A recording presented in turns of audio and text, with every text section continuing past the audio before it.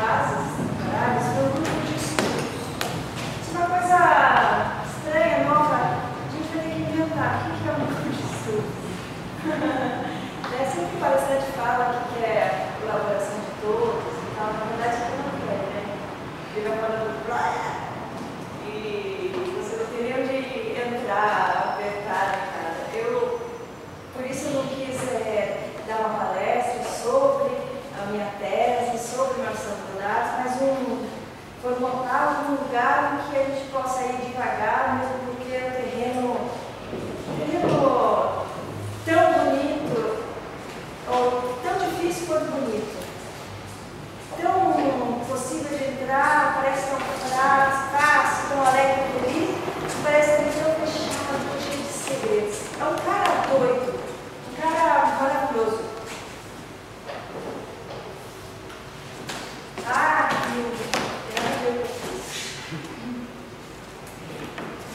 Que é o Marcelo Brodato. Vocês conhecem o Marcelo Brodato? Sim, é verdade? Então, é por isso que vocês estão aqui, né? Porque conhece, porque o nome é tão antipático, assim, é tão difícil, né? Qualquer coisa, de fato, ele não chama público e não é chamar mesmo. É paixão, então, estamos todos aqui.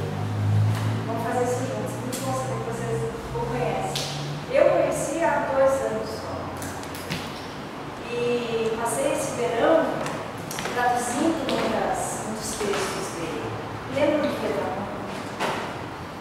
Suando, picas, aquele calor. Eu já não tinha mais nem. Eu não via mais visível. Eu ficava.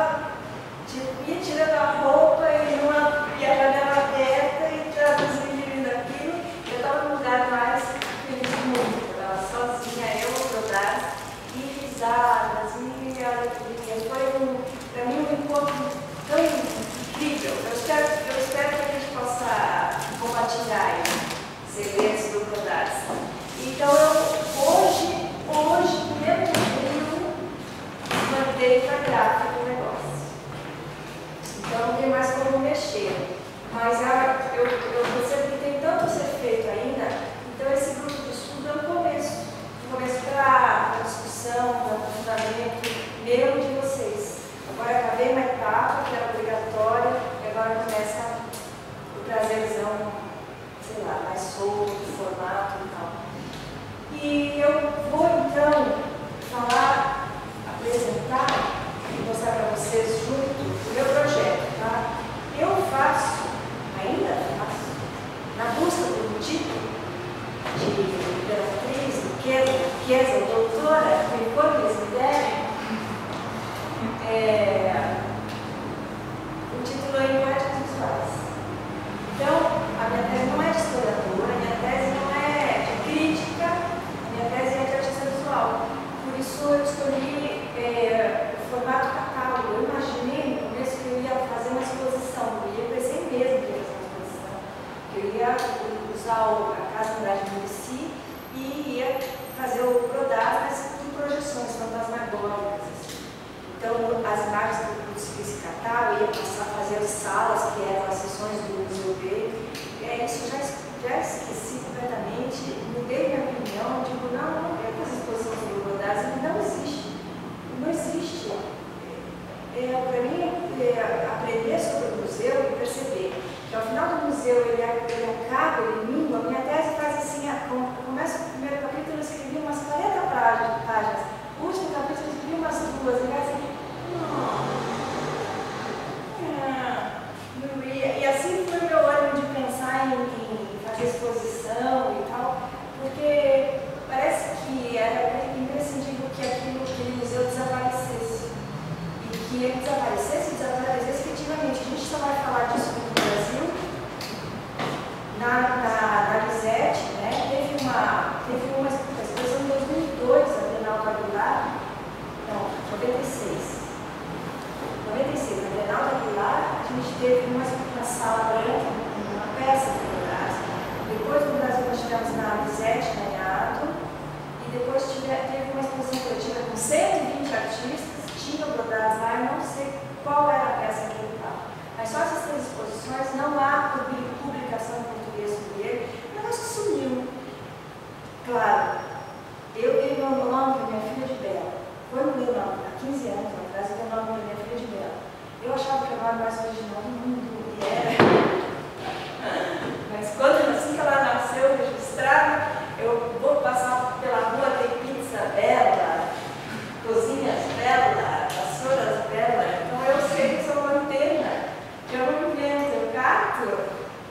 eu acho que o Rodados é na mesma onda, assim. Eu acho que agora ele vai ser entendido, traduzido, secado, porque é muito bom, porque é uma posição negativa, uma posição de enfrentamento, uma posição de embate, mesmo porque ele e a mulher.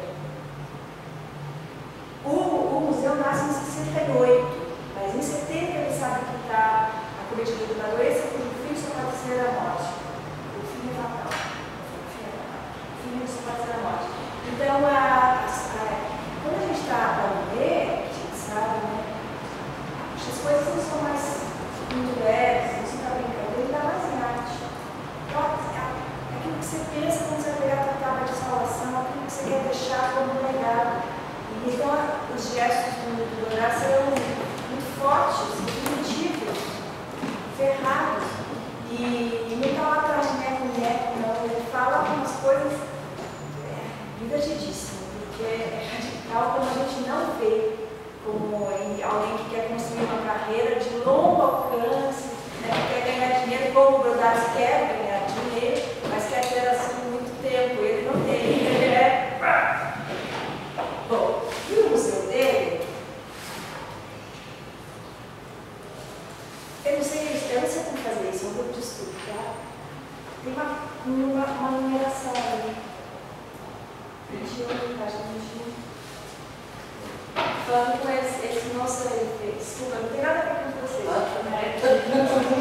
Mas então, aqui ó, o título é Marcel Brodás, Departamento de Arte, Museu de Arte Moderna, Departamento das Águias, agora em português. Esse é o meu título. Ele, o museu dele,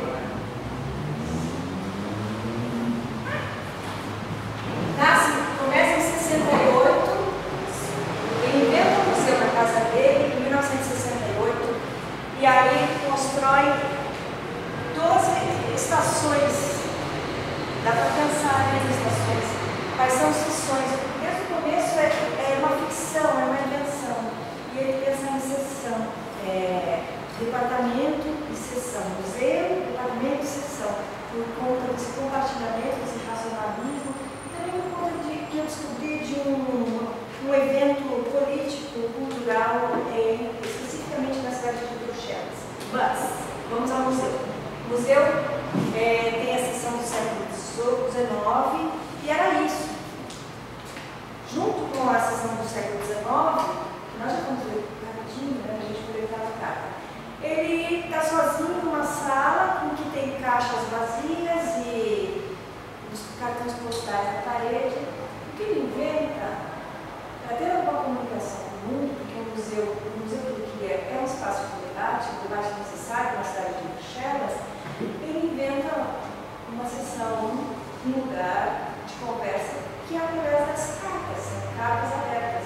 Então é o único múltiplo de enorme tiragem e uma comunicação para fora do museu. O museu é interno, entra para discutir, entra para visitar, e era só a sessão do século XIX, não sabia, eu tinha um projeto de estudar. É um museu de contingências, e não é um museu de coleção, é um museu de debate. Nasce das questões bebidas, surgidas em maio de 68, aliás, fervidas, né? Porque essas coisas estavam ali. Então, em maio de 68, tem uma.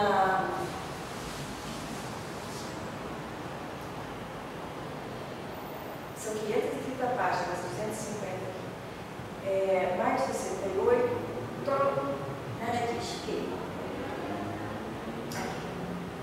Maio de 68 tem uma ocupação do Palácio de Belas Artes em Bruxelas. Maio.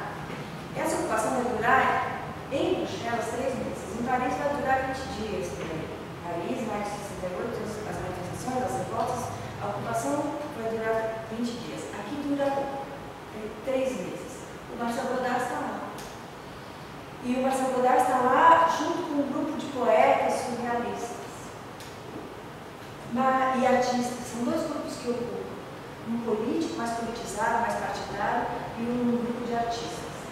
Chama-se Ocupação. Eles escrevem no museu, no Museu Assembleia Livre, votação aberta a todos, fazem debates, telefone aberto, tem uma negociação com a instituição, e no final de uns 15 dias, esses artistas começam a ocupar as salas do museu como ateliê, fazendo obras de arte dentro do museu. Nessa hora, o nosso artista diz: opa, espera lá, tchau, amigos. Ele discorda desse sentido da preocupação, que é um sentido de produção. Ele acha que não é por aí, discutir é difícil e ele sai fora. Saindo fora, ele pensa, então, isso acontece no final de maio, em meados de junho, ele pensa em reunir um grupo para discutir essas mesmas questões que estavam fora do alcance ali naquela situação dentro do Palácio em maio. E discutir as questões institucionais, comerciais, de produção, de distribuição de arte, que é o que interessa a Brodars, que tem formação tanto estética junto aos surrealistas quanto política junto aos marxistas. Então, o materialismo e a lógica do Brodars é muito firmes, tem a ver com o sistema de produção. Então, ele convida 60 pessoas para discutir na casa dele essas questões. Em setembro, disse o Brodars que, para dar continuidade aos eventos de maio, que ele não tinha cadeira. Ele convida essas pessoas para o estúdio dele, que é no último térreo de um predinho, ele mora lá em cima, e esse estúdio fica no térreo. Ele convida as pessoas para irem e diz que ele não tinha onde tantas pessoas sentarem. Então a ideia foi emprestar uma transportadora de objetos de arte as caixas de transporte. E aí as caixas chegam na casa dele, ele monta, distribui as caixas de tal forma que ele olha e diz que aquela presença daquelas caixas já transformou aquilo no museu. Ele pega então alguns cartões postais de pintores e grafistas, caricaturistas que ele admira já de longa data. Um é o Van Veen, Graça, um crítico e um astrônomo, um credor de ficção, um cara fantástico, que é do século XIX. Ele junta então o Courbet, ele junta a Anca, ele junta a Missonier, o Vicky Chavannes, ele junta e faz uma organização daquelas reproduções de obras de arte. E diz que, voilá, temos aqui um museu. E ele ficciona a abertura do museu. E esse debate vai se dar na inauguração do museu. É um gesto político. Ele convida para essa inauguração 60 pessoas, não o vizinho, não os desinteressados passantes daquela rua, mas os mais interessados na discussão. Artistas, críticos, diretores, funcionários de museu, só uma nata, assim, de poderosa. Inclusive, incluindo nessa discussão, colecionadores.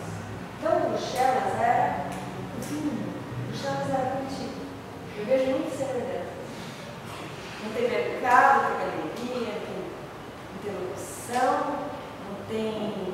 Os museus são fechados, impermeáveis aos novos agentes, tem uma política cultural, mas ela segrega os artistas que estão criando, não tem nada, ele é um espaço zero. E o Brodars, bicho, cria uma interlocução entre a grana, porque Bruxelas, ao mesmo tempo, tem muita grana de diamante.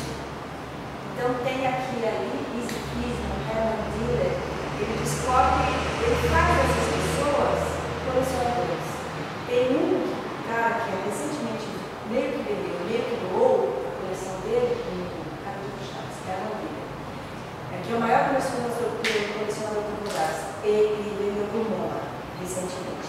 Ele começa a coleção dele comprando uma obra do Brodars em 66.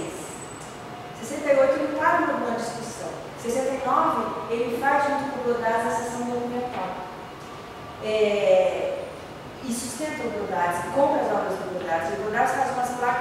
macho, meio vagabunda, grande assim, e o Herman Miller pintou uma grande coleção, e não foi por benemérito. Hoje ele ganhou muito dinheiro vendendo essa coleção para o mundo. Super investimento.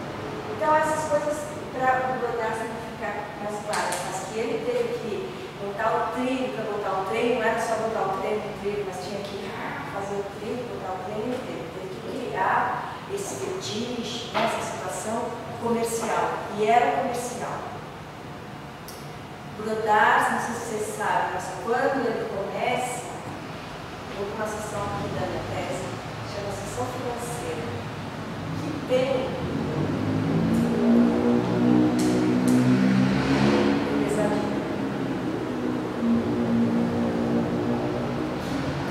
o convite, aqui a sessão do documental, já trabalho nessa.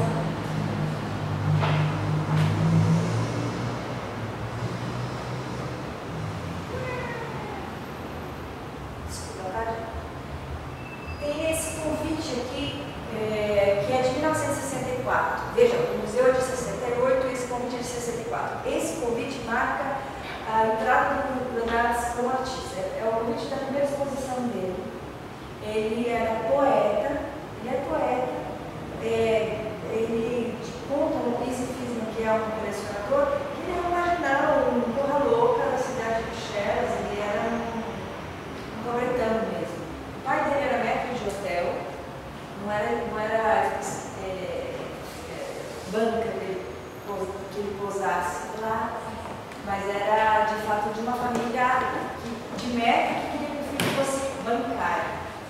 E ele foi fazer faculdade de Química, desiste do segundo ano, vai ser poeta e se juntar à boemia, se juntar ao grupo de jornalistas e marxistas, e aí ele é um produtor, ele abre uma livraria, ele vende livro, ele se vira, ele cala com filhos, a gente nunca nem ouve falar, enfim.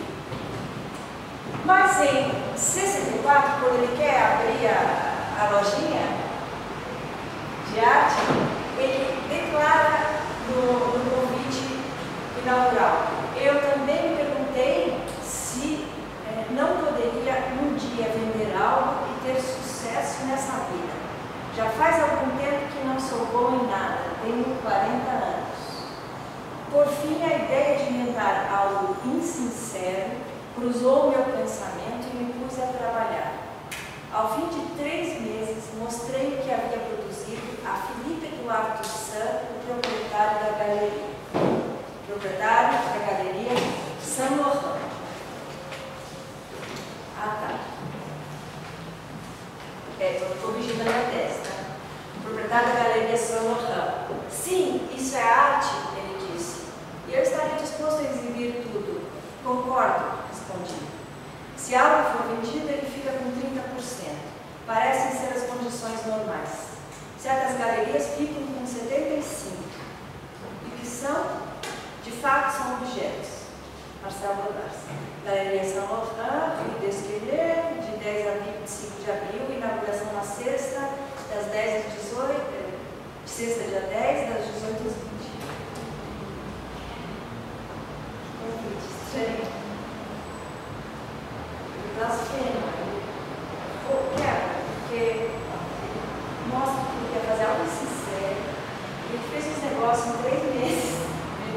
E que fazer um negócio em 3 meses precisa, para ser arte, precisa de alguém que diga que é arte. Alguém do meio.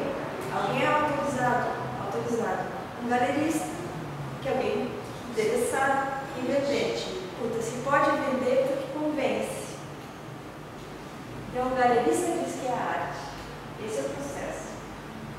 E não é um processo em que ele ficou estudando as artes, depurou o seu desenho ou sua escultura. E aí, por conta da magnitude dos trabalhos, eles foram pedidos para que se existisse nesse mundo. Nada disso. É isso, durou 3 meses, ele vai vender, se vender fica com 30, fica com 55, mas ele fala que são os objetos aí. Também dizendo que poucos. O cara diz que é pouco. Eu digo que são apenas os objetos. Quando então ele decidiu ser artista, a moda era pop art, a moda era o novo realismo. Tem um crítico que escreve no convite dele, diz assim: Marcel Godard é o maior artista pop de Bruxelas.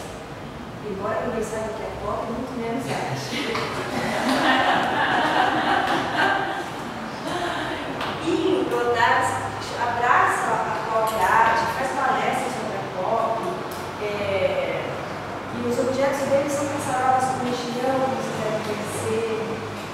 Uma coisa que lida com poesia, um enigma visual, que dá dessa de poesia dele, um negócio que liga o objeto da pop art, que é comércio. Perguntei ao meu orientador, mas por que faz esse negócio com mexilhão e batata? O tijolo sempre é ovos, cascas de ovos. Por que ele faz usar mexilhão e cascas de ovos? O que tem mais em Bruxelas? Mexilhão e ovo.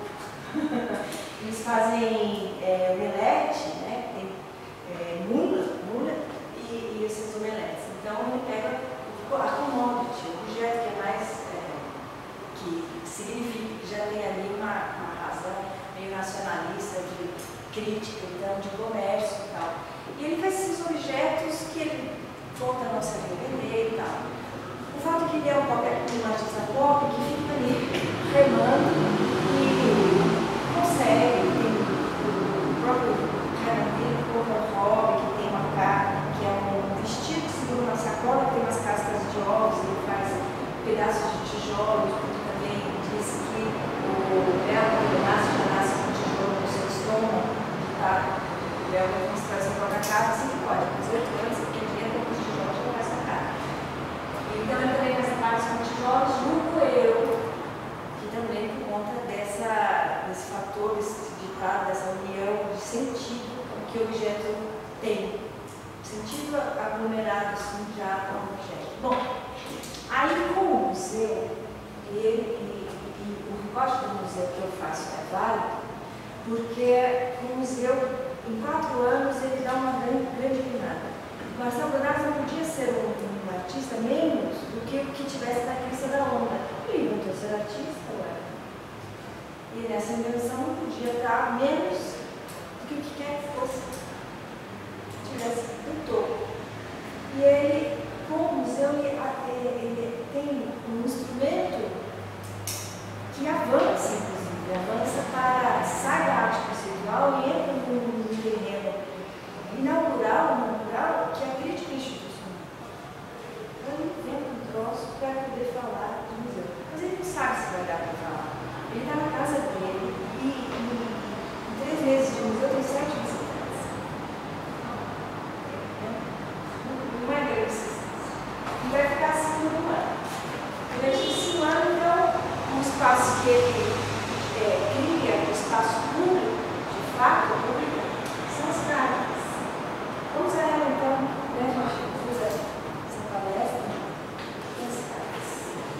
O fantástico, o todo mundo diz.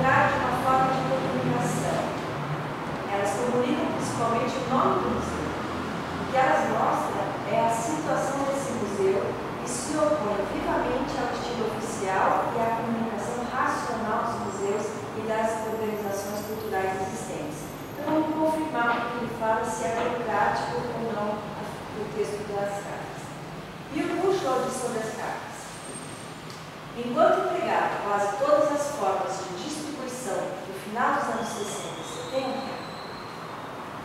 no contexto da arte conceitual, pondo em questão o estatuto da obra de arte como objeto único, aurático, livre, usado no livro, filme, impressão, nas placas, Brodars também criticava a supostamente democrática forma de distribuição que se espalhou durante a década de 60, o múltiplo. Olhando o múltiplo com grande ceticismo, ele quase sempre limitou, muitas vezes artificialmente, suas próprias edições a um número relativamente baixo. A única forma de arte pública que Brodars realmente se permitiu foi a carta aberta, paradoxalmente interessadas, na maioria dos casos, ao indivíduo ou aos amigos. Então, esse é um ponto interessante. O espaço público é uma coisa que tem tiragem de 500 a 1000 cópias e é os amigos, ou Karl Casper, ou Philip Boyce. Olá, nós podemos então, e eram enviadas, sei lá, umas 100, porque tinha gente ajudando usar essa secretária. Que era divertido também, né? As colecionadoras entenderam que a arte conceitual não era só comprar, porque também tinha pouca coisa para comprar, mas que tinha barato em agir, fazer biografar. A gente rica, biografar, a gente rica, fazer as buraco na areia. A tiragem que o Bouchelot falou das placas era 7. Ele inventou que tem 7, para também pensar no preço. Aí, vamos ver, a primeira carta, e não é muito fácil conseguir essas cartas, não. Eu tive uma grande ajuda de um artista paulistano chamado Fábio Moraes. O Tiago Vita, assim, Fábio não me empresta um livro, eu escrevi para. Sabe essa Regina, se alguém tem algum livro do Brodars? Eu tenho que. E eu estou com o livro há um ano, só dando notícias do livro do Fábio, mas está comigo. E muitas dessas é uma catálogo de exposição que é muito completa, de uma beleza incrível. Não é tão completa agora quanto o meu na relação com você. Enfim, é maravilhoso posso trazer amanhã, do Fábio. E o Fábio Moraes tem uma coisa que se chama tradutores anônimos. Que coisa é essa? É um carimbo. Ele depois no site algumas traduções. Ele, por exemplo, tradutores anônimos, ele não assina como Fábio. É como uma empreitada, uma empresa. Ele traduziu algumas cartas do Brodars que eu uso aqui. O carimbo é a tradução do Fábio. E ele não assina porque ele acha que tem que ser feitas traduções, tem que ser democratizadas, espalhadas, e o carimbo mostra que é um trabalho de artista, então não é uma tradução das melhores, né? Pode ter dúvidas, pode ter tropeços aí, mas ele apoia o fato de se fazer muitas e muitas. Então eu tive autorização para pegar e colocar aqui e mostro que é tradutores anônimos. Enquanto não apareceu o carimbo, fui eu que fiz isso. Então essa primeira carta diz assim: adoraria falar francês e dizer a meus amigos, calme silence, on reste fondamental ici à vérité, mais je parle pas français. Moi, eu só faço tradução e olha lá. Foi disso. Então, vamos ler em português? Alguém se propõe? Aldine! Que tal? Não vai propor isso.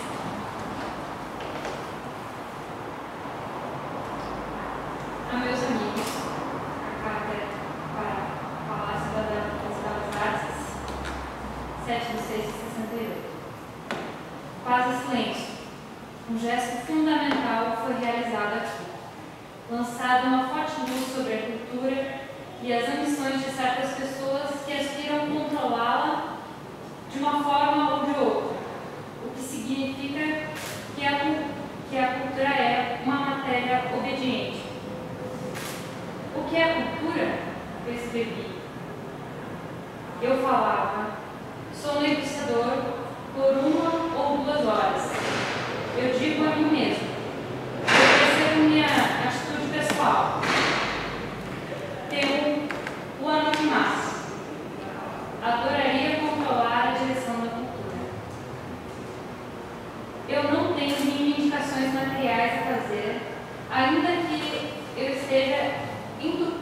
sopa de repolho. Tudo isso a fim de proteger uma forma de liberdade de expressão recém-adquirida, que me parece valiosa para a nossa capital da província. E uma outra palavra àqueles que não participaram desses dias ou que os desprezaram.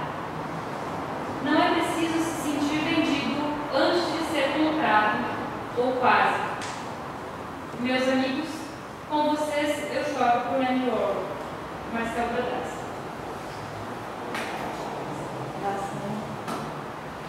Obrigada, Padinho. Que massa. Vamos tentar interpretar isso. Da onde ele fala? Da onde ele está falando?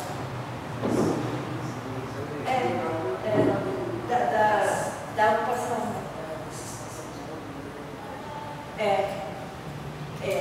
Exato. Então não é da ocupação, é de um espaço de fora da ocupação. Eu acho que ele fala fora da ocupação pelas duas primeiras palavras. Quase silêncio. O que é uma contradição? Gente, o que o Brodassa põe essas mentiras. É mentira. Exato. Da onde ele saiu? Ele saiu do palácio. Ele é um desertor da luta. E ele acima do Palácio das Artes, mas ele já não estava lá. Ele já não estava lá. Então, eu sinto quase uma justificativa aqui. Uma briga e uma justificativa. O que mais será? É um pouco do que ele sabia, né? Dessa indagação dele, que é cultura. Né? Exato. Eu acho que ele rompeu ali com o que ele achava. Mas como assim? Mas eu acho isso mesmo. Mas como é? O que é cultura?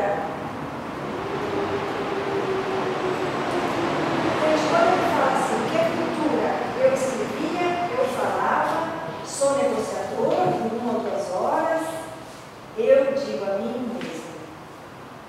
Eu percebo minha atitude pessoal. Temo anonimato. Está nascendo aqui uma crítica à arte conceitual que ele julga tautológica demais. A arte, eu digo que é arte, isto é arte. A arte é o que se diz que é arte. Então, arte é a própria definição de arte. E eu estou dizendo, falando disso, pensando no Kossuth. Né, no manifesto de arte conceitual, no Kossuth e nas questões que ele agora começa a pegar o Brodassa. E a primeira reação dele é de espanto e de não associação.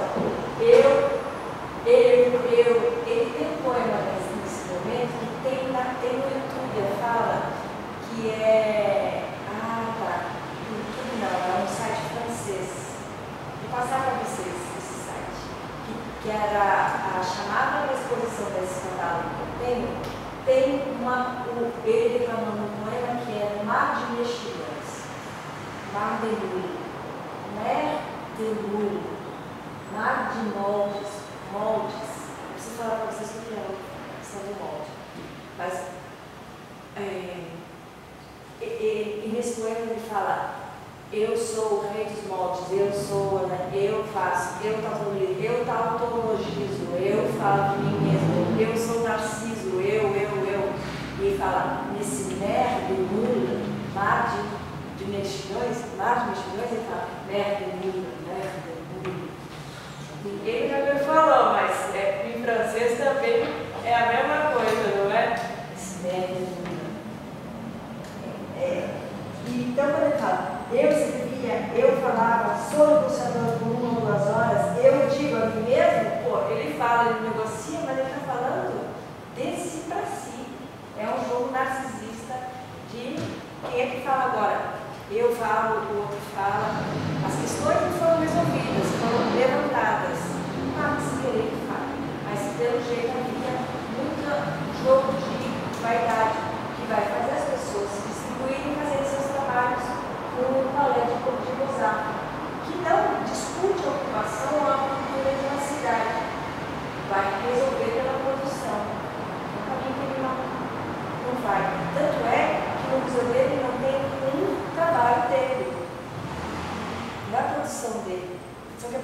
dele passa a ser o arranjo das coisas e a fetichização das caixas, né?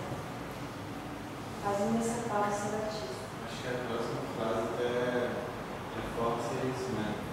Que ele fala, eu não tenho reivindicações materiais a fazer, ainda que esteja entupido de sopa de repolho, né? Acho que reforça um pouco isso que você falou, né? Ele está cansado disso, né? Exatamente. O que quer dizer? Eu não tenho reivindicações materiais a fazer, ainda que esteja entupido de sopa de repolho. Quer dizer que tenho muitas reivindicações materiais a fazer.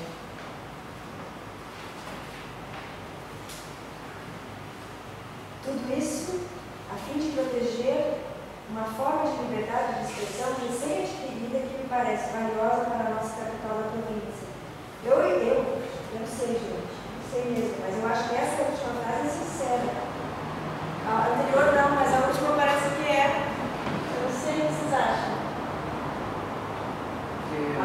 Talvez não queira realmente proteger, talvez ele queira se encarar e jogar para cima, né? E mostrar, e deixar ele aberto, e mostrar o que é o pensamento dele. Não faria sentido, eu não sei. Não faria muito sentido. Ele está com toda essa estrutura, né? Ironizando para tirar uma outra frase. Ele fala que essa é a nossa pré-capital. Não é? É que, assim, teve a manifestação e ele estava lá, e ele não é contra. O museu vai ser mais uma discussão também sobre o sistema. Ele vai passar a vida dele reclamando do sistema. Mas você tem razão, sabe? Porque ele gosta do Balé de Rosário. Ele está sempre do lado do Balé de Rosário. Ele foi protegido do Balé de Rosário. Ele trabalhou de guia do Balé de Rosário. Ele fazia cinemateca, ele fazia uma apresentação. Ele nasceu antes de ser artista, ele era mediador desse Balé de Rosário. E eu achei umas fotos dele da filha dele com o diretor de Rosário. Então, de fato, o Fujimori, quando ele tinha um papel, um desejo quadradinho e histórico do museu. Tem uma fala dele que diz que acha que o museu não é lugar para experimentação. O museu é lugar para guardar, para ser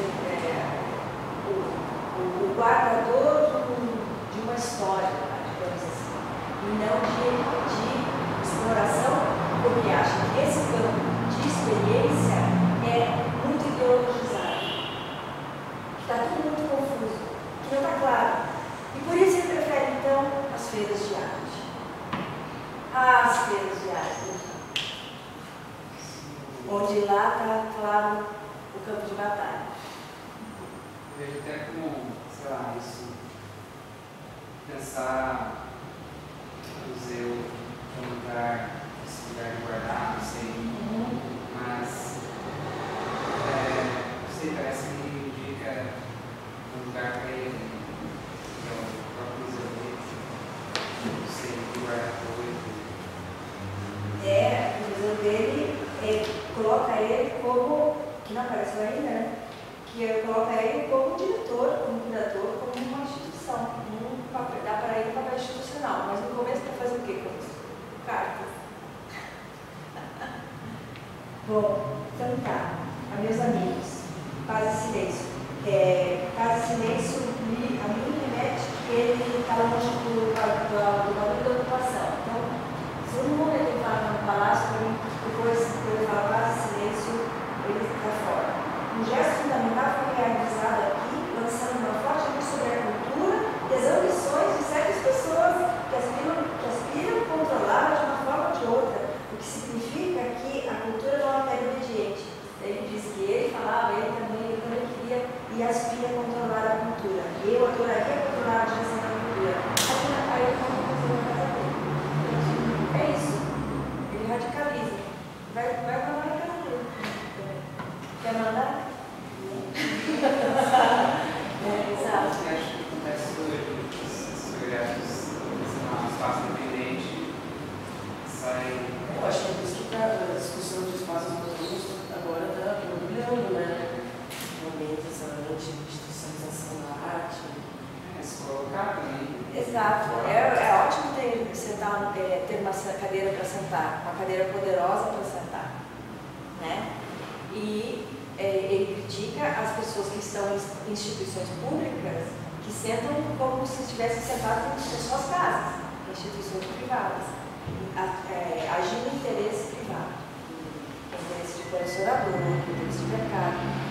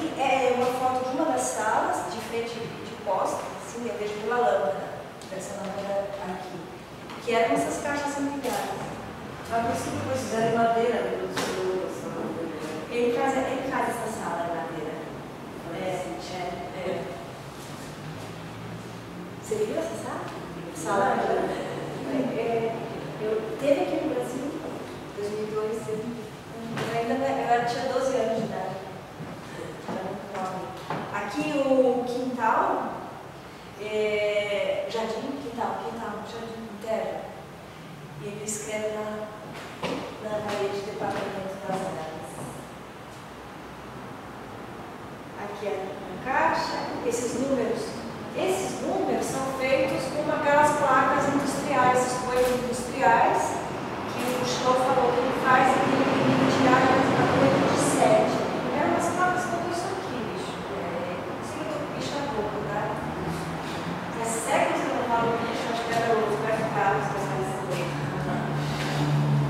bicho, grilo.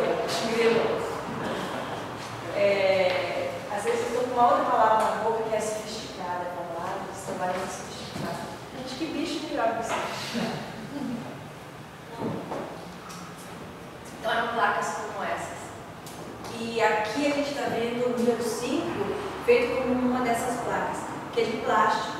Então ele era um artista que lidava com mexilhão, batata frita, carvão e tijolo. E vou dar um puta salto para se lidar com plástico. Aí é mais improvável. Ele fala isso. Esse 5 é feito com esse sistema que é prensa térmica, plástico termomoldado. Tem meio 3 milímetros, então um pouquinho mole, meio frajutinho, e é bacana. E era para vender. Vou contar também que tem no site do Fórum Permanente, a Lisete Manhado trouxe um debate, o Joachim Volz, que é um menino que trabalhava em ele foi que trouxe, organizou o Brodars na Bienal da Lisete, e ele fez um seminário, Marcelo 30, que era no dia o Marcelo fazia 30 anos de falecido. Ele depois, se tivesse no Fórum Permanente, www.forumpermanente.org. E lá tem uma série de palestras, vocês podem ver os vídeos. A filha dele apareceu, a filha mais nova, que é a Marie Cook. E ela contou, no meio da bagunça que foi a palestra dela, uma zona totalmente brodada, assim, estava nervosa, e fazia alguém, caiu alguma coisa lá atrás, ela fez um brilho enorme, estava super, foi nervosa, assim, e extravagante, brilhante. E ela contou, não sem emoção, que quando das primeiras exposições, ela tinha uns 5, 6 anos, das primeiras exposições do Brodars, ela passeava com um porquinho nas exposições que os amigos, praticamente, os visitantes estavam nas exposições, pegavam as moedinhas, que era o que garantia a alimentação da família um tempo, uma noite, não sei. Pois é. Mas vamos ficar mais felizes porque depois do museu e dessa parte que é poderosa dele toda, tem um texto da Barbara Rars, que é uma crítica americana, ela escreve em 74. A carta que ela escreve para uma editora de revista. O Brodars está vendendo mais que bolo quente. Então, em 74, o Brodars já vende mais que bolo quente. Os preços não são muito altos. Tem listas de arte conceitual, o preço dele não é tão alto. Mas ele já, seguramente, pelas minhas pesquisas, já está dentro, certo, morreu na língua, no ódio, miserável. Foi muito esperto, teve um livro. Mas eu queria ver isso aqui. Está pequeno esse PDF, assim, posso dar um pouco mais, Guilherme? Então, massa. 63. Quero ver isso aqui.